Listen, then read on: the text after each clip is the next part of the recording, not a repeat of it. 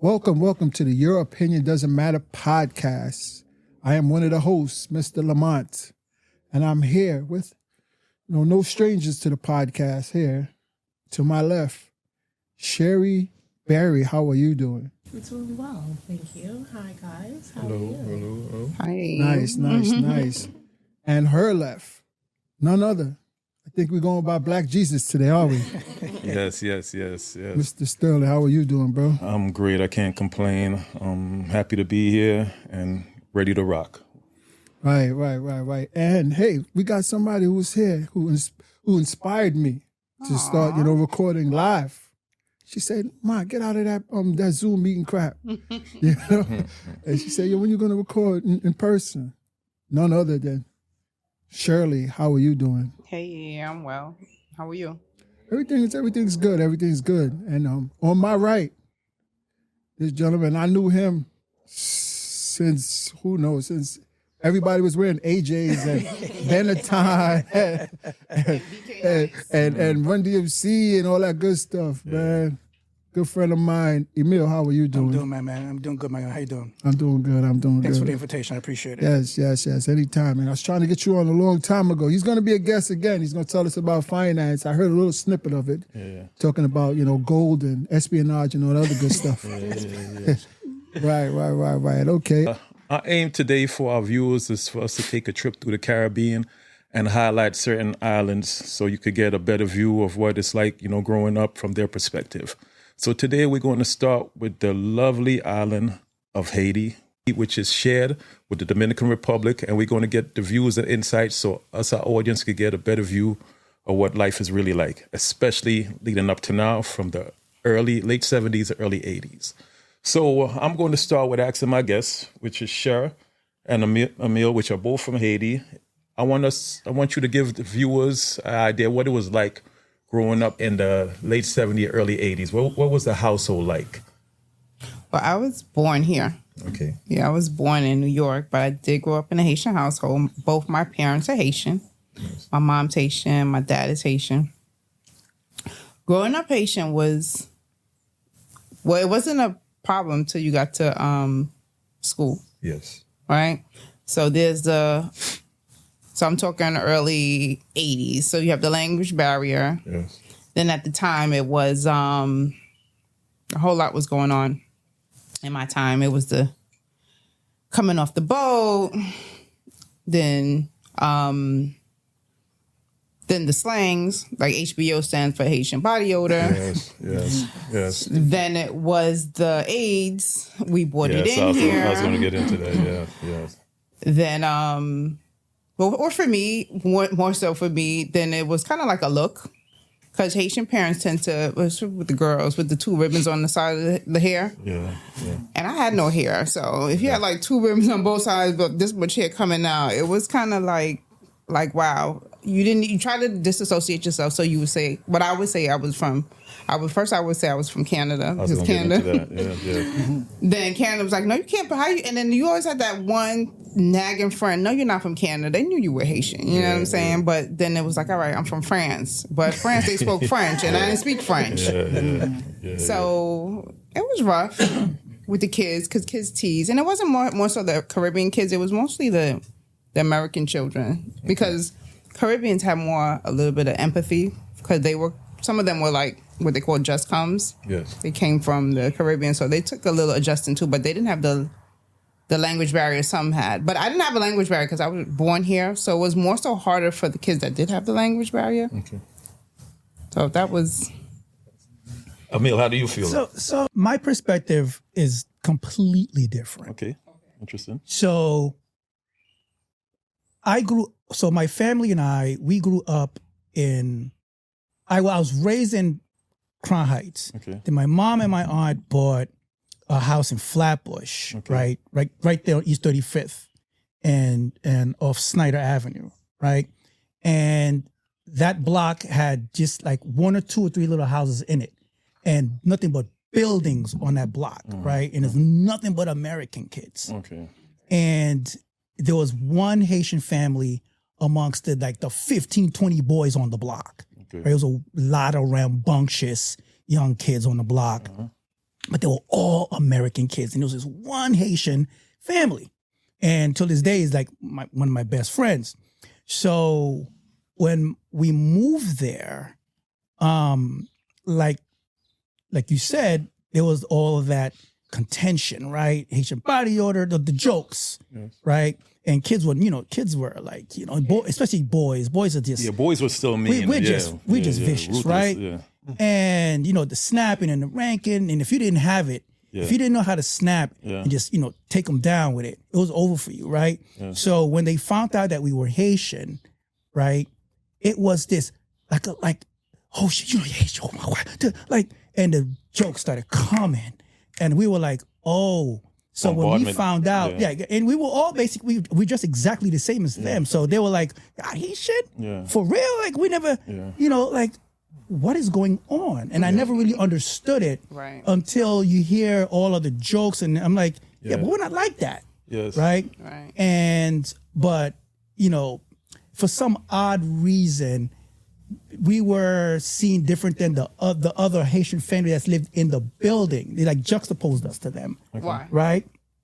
The father of my buddy, he was like a tyrant, like super protective of his kids, right? And there was one sister and two boys and the mom. Straight up nuclear family. Okay. Right? Just no dog. And but they dressed them as if they were like, they just got there yesterday. The just comes. Like, I mean, dressed them just like that, right? It was just weird. Fresh but my mom and my mom dressed myself and my brother and my cousin like dungarees, slightly Americanized. That's why they didn't sort of kind of like extract like the difference. You didn't have accents, none of that. And I felt bad because I'm like, why are they making jokes about them like that? Right? I didn't like it. But they were Haitian too, but they were also making up like other nationalities that they weren't. Yes. And it bothered me. Yeah. Even when I was like 12 or 13, and it bothered me. And from there, I kind of like were upset with them because they were like, yo, we said we Haitian and we managed it, but y'all lying. Right?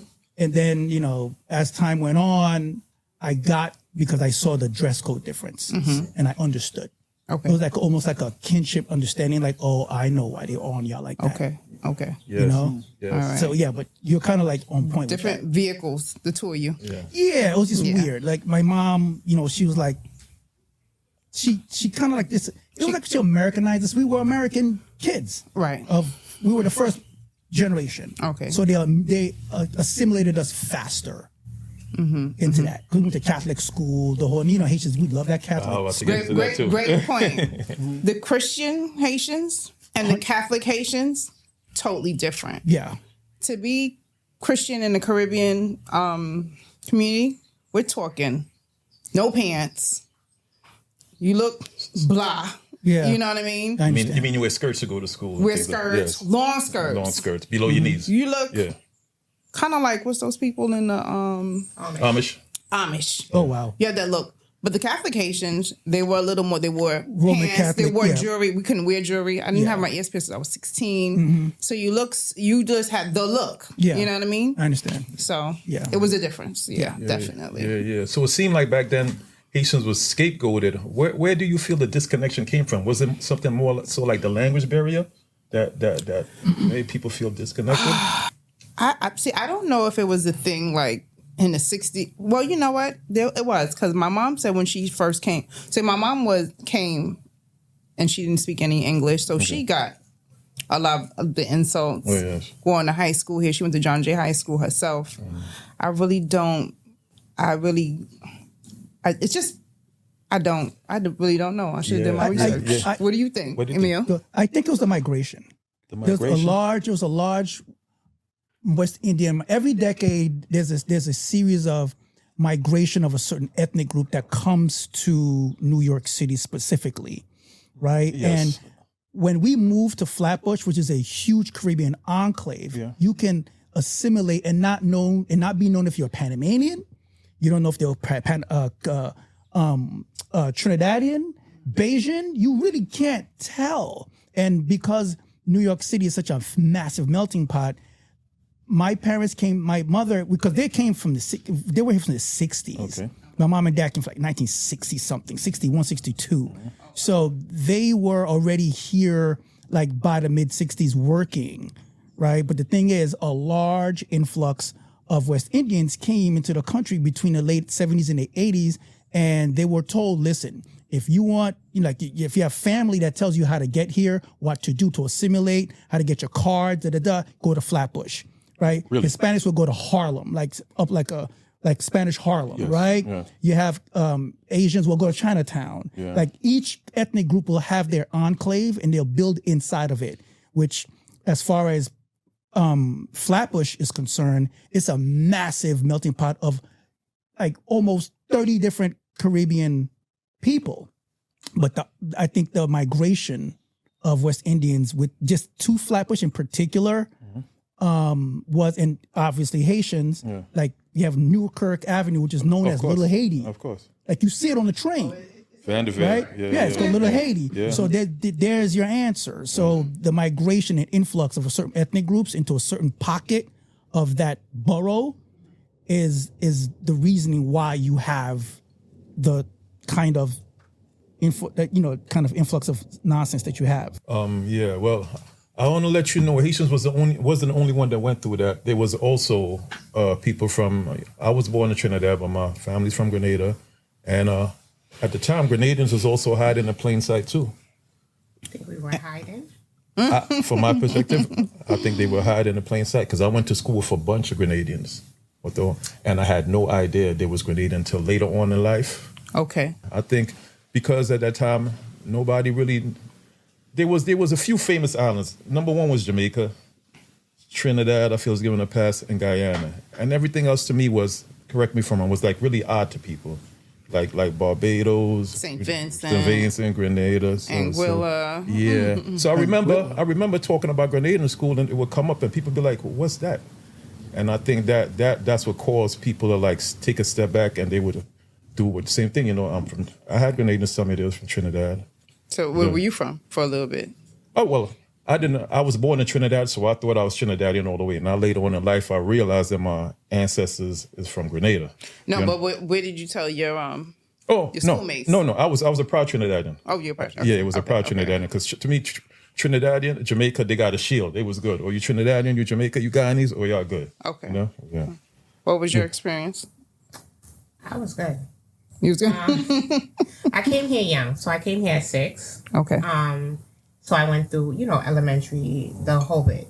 So I had one fight, and that was just, at the time, now you're looking back, I'm in my 40s now, so you look back and you're like, okay, well, yeah, that was a little super, but back then it was like a big deal. And I remember they made fun of me because I had an accent.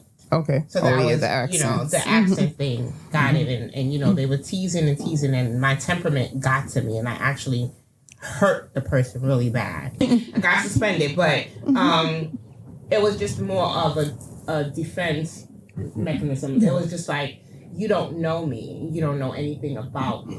You know what I mean? So it was like, making fun because, instead of saying where, you were saying like, where there, but...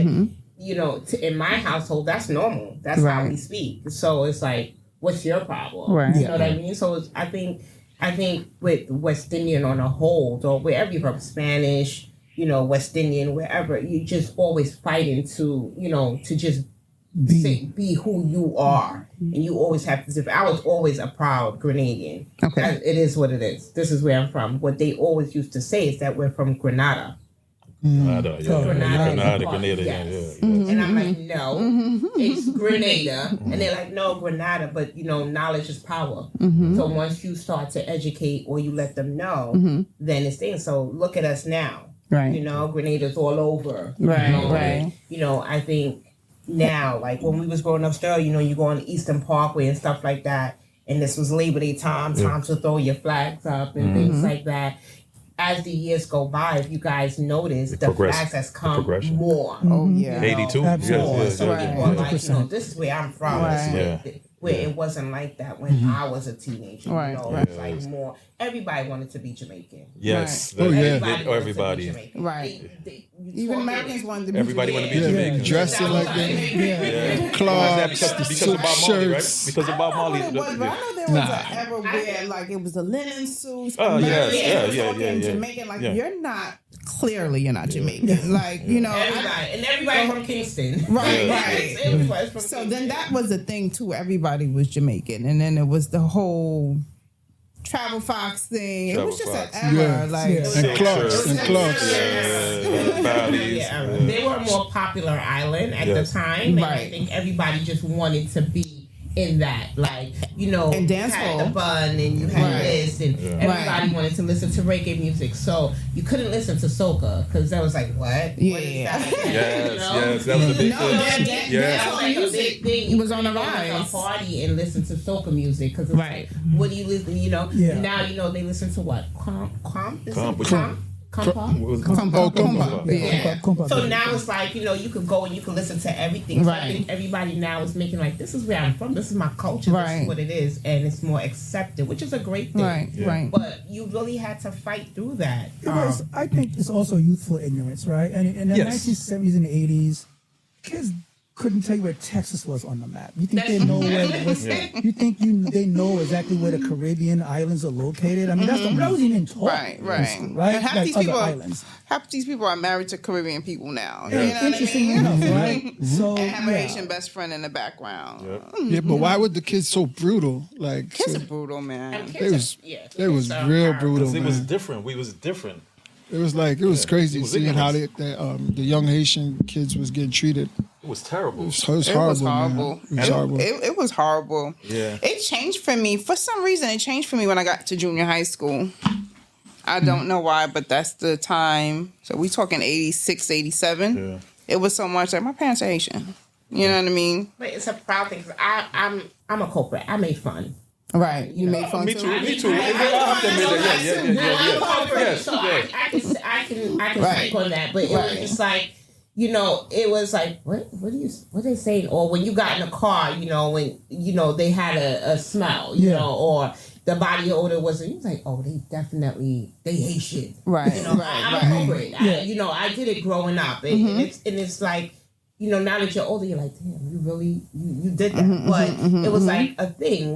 I went to James Madison. I grew up on Flatbush. You know, you come in off of Flatbushes, and I had my neighbor, Jack, I still remember him. They were Haitian. Their family was very nice and stuff like that. But we still made fun. We still made fun of them if they came out and this didn't match or the outfit didn't match or something. It was like, oh, look at Jeff. It's group, it's group think, right? How Jeff look now? Jeff is great. Okay. They were always a great family.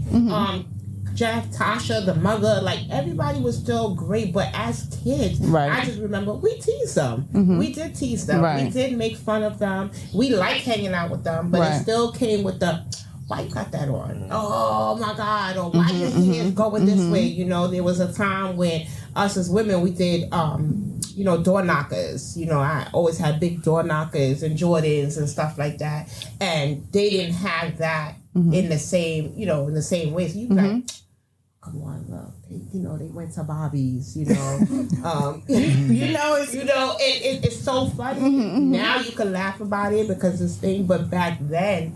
You know, Right. just thinking how they went through, because they had to try harder to prove who they were. Oh, we for sure whatever did. reason amongst your friends. You know, Right. now that we're older, we all laugh and we joke and stuff Right. like that. But I was a culprit. I did it. I made Right. fun. I teased.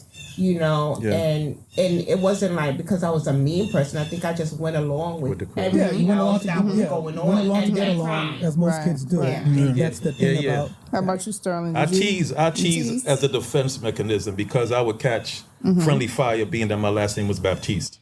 So I could always recall on the first day of school when you're getting acclimated in the class and the teacher asks your name, so and so, and this, that. The teacher would always go, Baptiste, are you Haitian? And I'd be like, hell no. And then the kids would start laughing, you know what I'm saying? Right. So I felt then I let them know I wasn't Haitian, and then I would tease a Haitian just to prove that you wasn't. Just, but I love Haitians. I'm very close. I got a lot of Haitian friends. one of my closest families from Haiti, and they are great people. Yeah. Brother-in-law is from Haiti. Jean Pierre. Oh, that's official. You know? That's beyond. We love our family, but it's funny how we can all segregate ourselves amongst ourselves. Like we're all black, we're all West Indians, we're all in that, but we still fighting a battle. Somewhere. It's kind of sad, but it's, you know. It is. I remember the defining time of my life was high school. It wasn't the block anymore because I was already acclimated. The guys are already acclimated to us and stuff like that. So our Haitianness was like a non-starter on the block. Because once you defend yourself in a way that they understood, right, especially as young boys, you ranking on them, and it's we played a lot of sports, and I was active. Like all that stuff didn't matter. I look back, and I always felt like it was always the parents, right, that probably like intimated stuff to the kids, right? Because that's how, we grew up on a block with nothing but American kids. Like, I'm talking about like overwhelming American. It was just me and the other family that were Haitian kids. And maybe one Jamaican family, and nobody gave them no guff, right? Of course. Right? Yeah. And when hit high school, I went to Lachlan. Lachlan was just every kind of kid imaginable, right? Except for white. You had Hispanic, you had American, you had West Indian, and when they would read our names, like when schools start, right, like orientation, and my name is short, but it's hard to say. They said, "Is that French?" And I was like, "Yeah, it is." I said, "Okay, I thought so." And they would just go on, but the kids, they didn't know what French meant, right? So it was almost like I escaped something, like in my head, because high school is a different kind of viciousness than junior high school, right? Because that's endless 4 years. That's an endless 4 years. And you can get ostracized really fast in high school. And none of that, when I say 4 years of nothingness ever occurred, like it wasn't no Haitian stuff, it was none of that, because there's tons of Haitian kids in my high school. Why? Because it was a Catholic high school. Yes. And Haitians and Catholicism, it go hand in hand. Nazareth High too. Nazareth, yes, Lachlan, Bishop Ford, just loaded with Haitian kids or West Indian kids. But Haitians, they're like devout Catholics, most of them, if not 90% of them, and they'll say their kids, they'll break their backs in their pocketbooks to send you to a Catholic school because it's part of the trials and tribulations of the way that they raised. So I can honestly say that in high school, that was probably like a non-starter for me. It was just before that, you had to almost defend yourself at 12 against the ignorance of your stupid little friends. And that lasted all of 2 weeks for us, but it felt like forever. Right.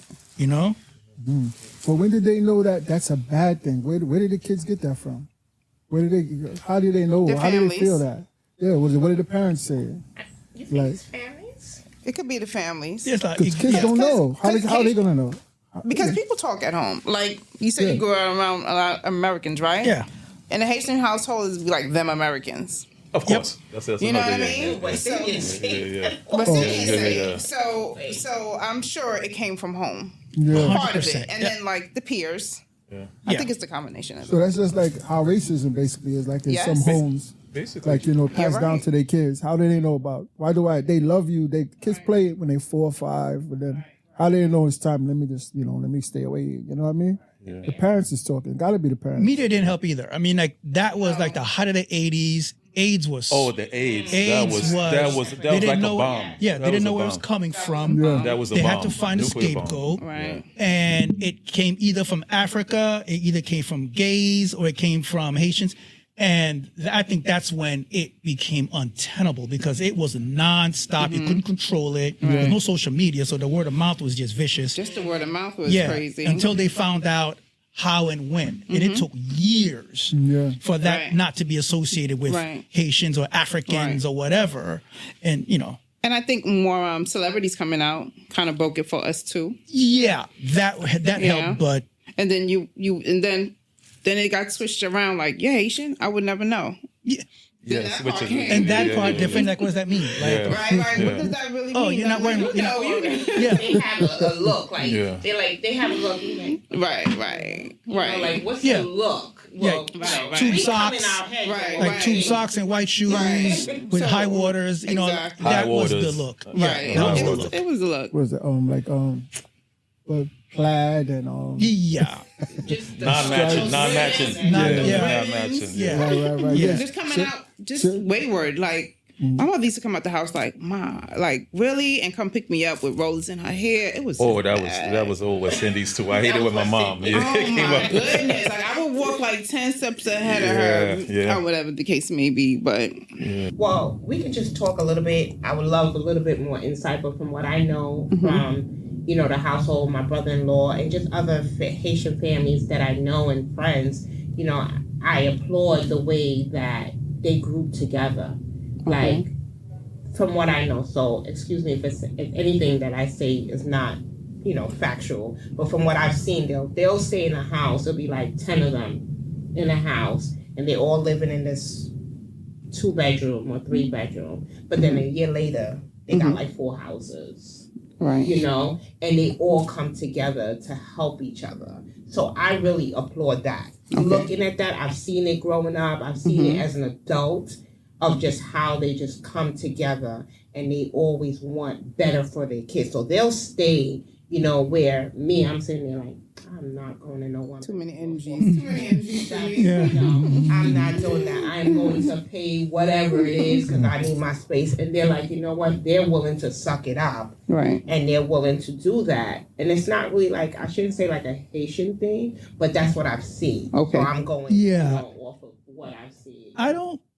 I could honestly say that there is some truth to that, but I don't know if that's a uniquely Haitian aspect, right? Because most people who come from other countries will do stuff like that.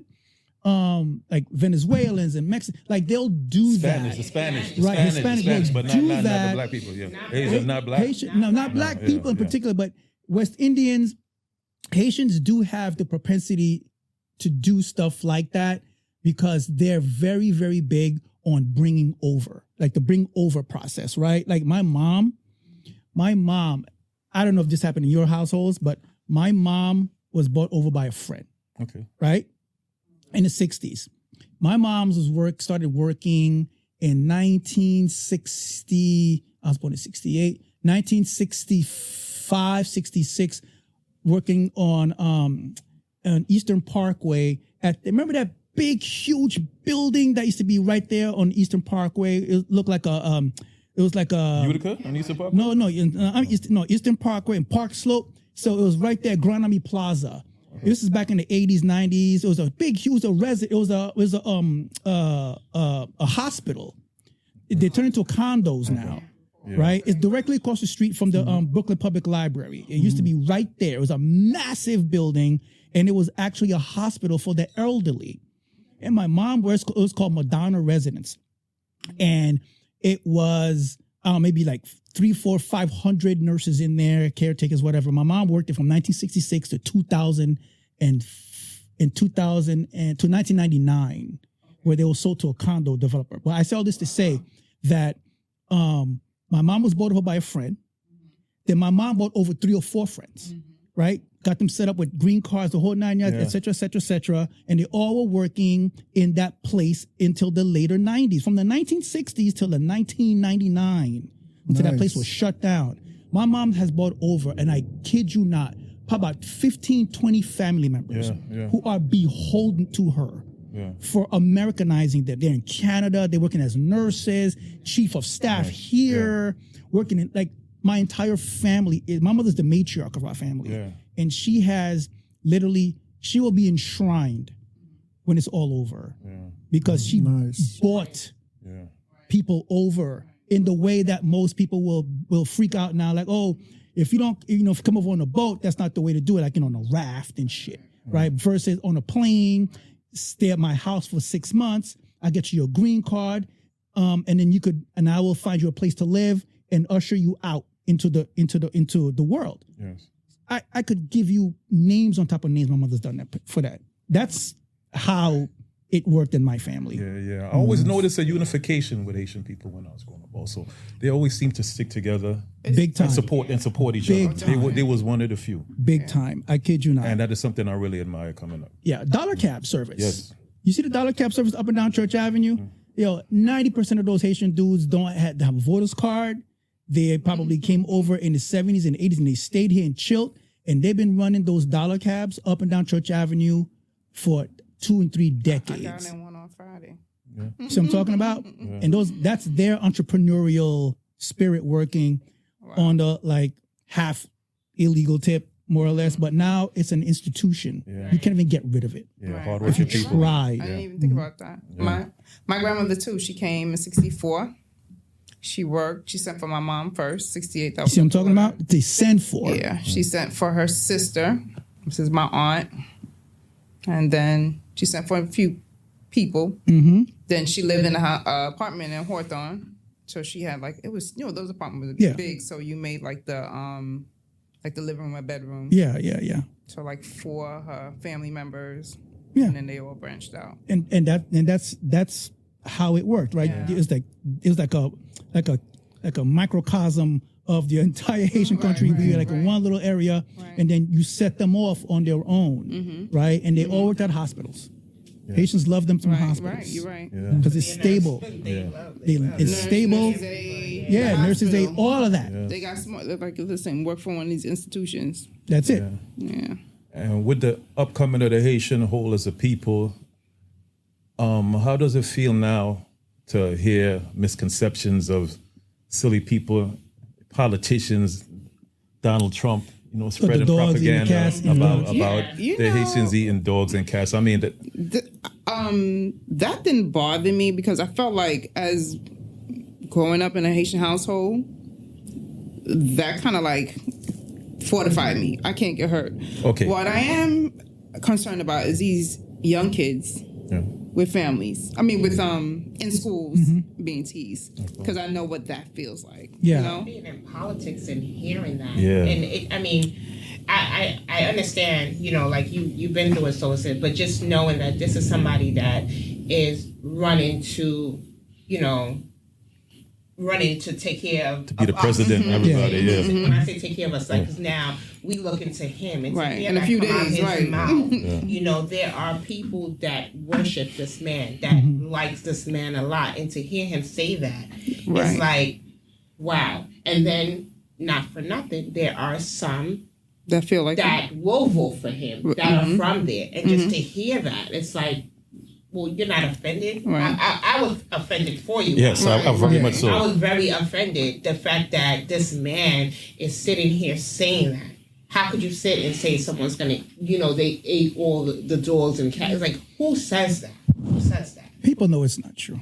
And I feel that too. And that part. You really think so? I don't think so. I need you. I think West Indians know it's true. I don't think people all over the country don't believe I work that. in a hospital, and there was a lot of people was like, Oh, remember wow. what he said? Yeah. Like, oh, really? That's how they get there. There are some people who do listen to him speak, not just him. I'm just saying him because he said it. Right. And they do give like, oh, really? Like, this is what happened? Yeah. Because they don't know. Yeah. So he, it did get to some people, and there's some people that really believe that. It's Absolutely. funny you said that because I feel like you. I feel like nobody really believes that.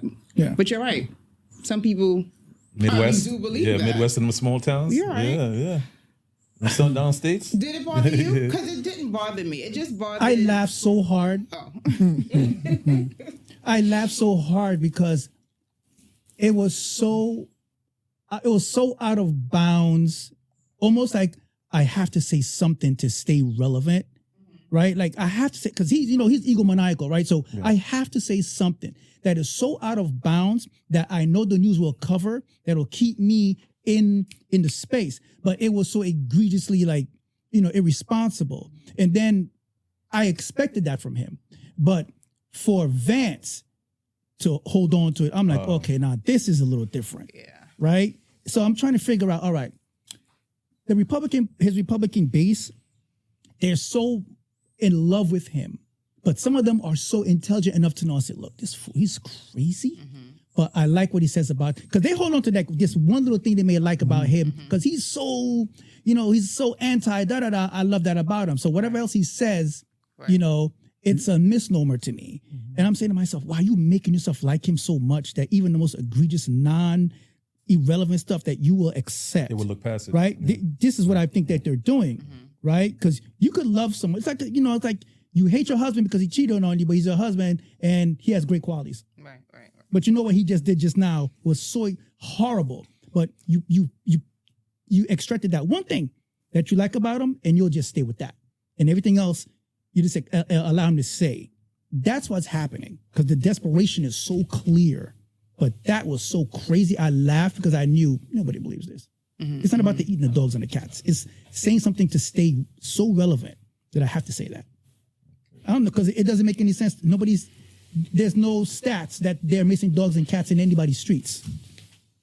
The fact that he said it and the fact that he ate shit. It's like what blew my mind. It was you could have said anything to try to stay relevant. Why did you have to go there? Yeah. And it's like he finds groups. You hear stuff. There are people who are going to hear that, and there are people that actually go in to believe that. Like Puerto Rico just got offended. Yeah, of course. Of the comment that, he said they're garbage. Like Puerto Rican Islands garbage. No one else, and I do fault some Haitians a little bit, forgive me, because it's like I need you guys to speak up more, because as soon as they hit about Puerto Rico, they were on TVs, they was here, they was this, they were going in like, no, I'm offended. And when he made the comment about I said that the Haitian community and what he said, it was a clip on the news. I didn't see anybody really running back. I'll tell you what I saw. I saw something on YouTube, but it felt like it was like, well, who's seen this? Right, just people on YouTube, because YouTube is not mainstream media, right? In the same context. And I was saying to myself, how is it that the news is not finding like an entire Haitian enclave standing on the street corner, like going like to Newkirk, right? Right. Hi, I'm Jan Smith. I'm on the corner of Newkirk and Flatbush. Known as Little Haiti, and that woman anybody could have stood there from channel 2, 3, 12, 4, 6, and just started asking questions, right? And they would have been flipping out.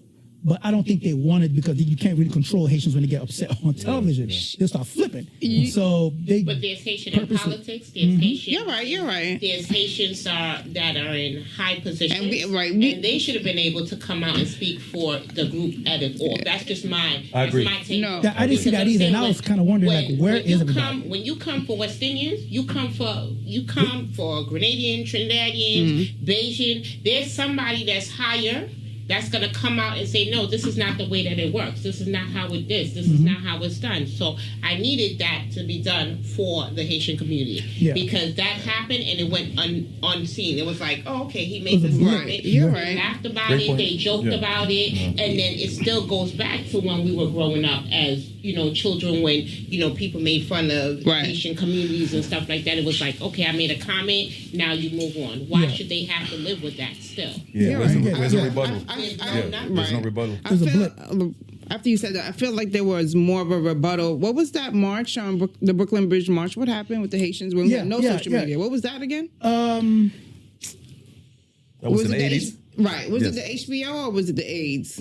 It was AIDS. I remember that. And that was very, very big. Like, it was AIDS. We took the streets. Yeah. You're right. Why didn't we do that was, but they were saying we were the cause of it. Right. And something that's so unknown to this at day, the my time. cousin is on that was a clip. nuts. That was a big deal because they were saying we were actually the cause of it. Yes. Right. That's rough. So we should have. He should have. Where's he get it from? The way he's saying it's like this is what they very offensive. If your dog is missing, right, they ate it. But where's he getting it from though? I feel like who believes that? Yeah. No, but where did Trump get it from? I had a conversation with somebody. He said he heard it. I had a conversation with this white gentleman, Caucasian guy. And he was telling me, I would bring up certain things. He's on like a social network type of thing. He was telling me, I know you're voting for Kamala, all the stuff, and I said, I know you're voting for Trump, so forth and so on. And then he started pointing out the bad things about her. I started pointing out the bad things about Trump, and I brought up the the Haitian situation. He said what he said, and the white guy, he started bringing up information of where Trump got that from. It's not like he didn't get it just straight off his. He didn't get it straight out his head. Like, I just want to just crap on him today. But he started because I'm oblivious. No, I mean, I was when he was trying to make a case. I was just shutting him down. Okay. I didn't. He had a case, but I was shutting him. Just started. Okay. You know, going at him. But I feel Trump coming from and mind you, he's not getting charged with slander. So he's coming with some type of facts in a sense. Maybe it could have been something. He's getting it from somewhere. And it's hard because he would have been villainized. Camilla would have attacked him saying, yo, that's false. She ain't saying nothing. She didn't say anything. She didn't say nothing. So he's getting it from somewhere. And her ex, I don't know if you know, but what's the House Speaker name? Hakeem? No, the House Speaker, Biden's Speaker. What's her name? A House Speaker? The one that speaks for Biden. Oh, okay, yeah. She comes out and she gives. She's from Correspondent. Yeah, she comes out and she gives. She was actually Camilla's campaign manager. Oh, she was? Mm-hmm. Are you talking about Camille Jean-Pierre? Right. The press secretary? Yeah, the press secretary. She was Camilla. You're right. She was Kamala's campaign manager. That's how she got that job. So you right. Was she? She was. She sure was. Look it up. That's facts. She was a campaigin manager. I thought it was the other one. I thought it was No, it was her. It was in Sanders, Simone Sanders. It was her. It was Camille Jean-Pierre became. Kamala Harris lost 2 high-ranking black communications women, black women, in the time that they were there because they shitted on Simone Sanders as the first black press secretary. They gave it to that chick, Jen Psaki, the white chick. She stayed there for a year. And Simone Sanders was heated and she left. There was another chick they overlooked and that chick left. And Camille Jean-Pierre was the last black woman on the campaign, on Biden's campaign team and Kamala Harris' campaign team. Okay. And they were like, you let this chick go, it's a wrap for you. And they made her press secretary. Yeah.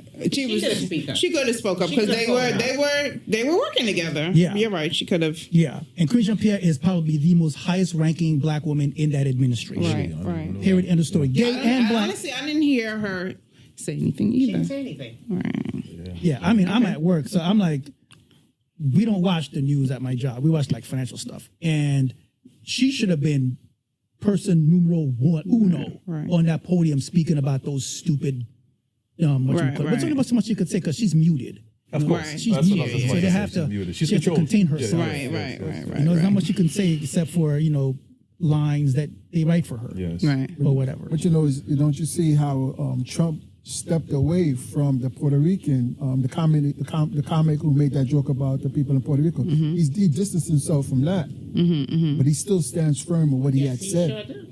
He distanced himself quick, like, I don't know about this guy over there, but but it's crazy, man. It's crazy, but don't worry. Me and that guy's argument, I won. Don't worry. I won. But we have 2 more days and we'll see what happens. Yes. Our parting words.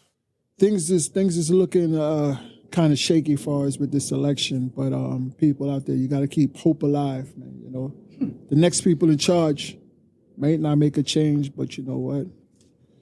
Let's build our children so they could be the change. Let's help our children, educate our children so that we could count on them. Hope. That's it. Keep hope alive. My key word is inclusiveness, especially for all the islands in the Caribbean. We just talk about how the Haitians were ostracized when we was younger, and now we're at a place now where we all could get together as one. And thank you for coming out. I think it's knowledge for me. I want to thank the 2 guests. Knowledge, because you know what? I learned a lot. Yes. This was a very knowledgeable session. And yes, it was. I came in here knowing one thing, leaving out here knowing about 100 things. So thank you guys both for sharing. I hope that the audience picked up on it as much as I did. I learned a lot about Haitian communities, upbringing, society, and I thank you guys both. So I hope that our audience enjoyed the show and gravitated from some of the things that I gravitated from. Yes. So I appreciate you guys. So I'm gonna go next. So as well, I learned a lot listening to Emile and yourself as well, Sherl. So I definitely gravitated to a lot of things that you guys were talking about, especially you, Emile. Thank you. Growing up Haitian was tough, but I actually was kind of embarrassed that my parents were Haitian, but I wouldn't have it any other way. I love my parents, more so my mom. I like our uniqueness, and my parents. I had a child as a teenager, but they stuck behind me and afforded me to go to college and stuck by me. So I thank them for that. I'm very, very thankful. And I'm 98. No, not 98, maybe 90%. I go out. Yay! It worked. Keep going. On Tuesday. That line better not be long. Emile, it's on you. It's gonna be long. I should have. Well, if I would have thought about it. Did anybody vote early? So we all gonna be out there on Tuesday, huh? Yeah. Tuesday it is. Yeah. In somebody's school basement. Right. And that's it. I want to say thanks to Sherl and Monty for inviting us out. Really appreciate that. Never been on a podcast before, and I can see why it's so addictive to so many people. I just want to say that,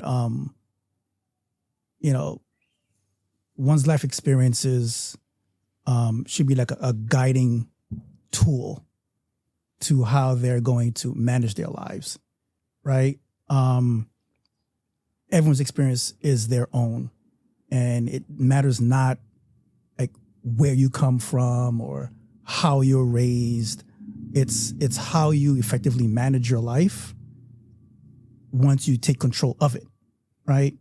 And whether you're Haitian, Panamanian, Bayesian, Trinidadian, it's of no consequence, right? Because as cliche as it sounds, we're all like we're all the same. We all want the exact same thing. We just go about it differently, right? So, but you have to take action if you want your life to be what you hope for it to be, right? So I have this one thing I always say, I've been saying for years, right? Don't act, do, right? Don't promise, prove. That's it, right? You have to be action-oriented. This is how your life becomes what you want it to be.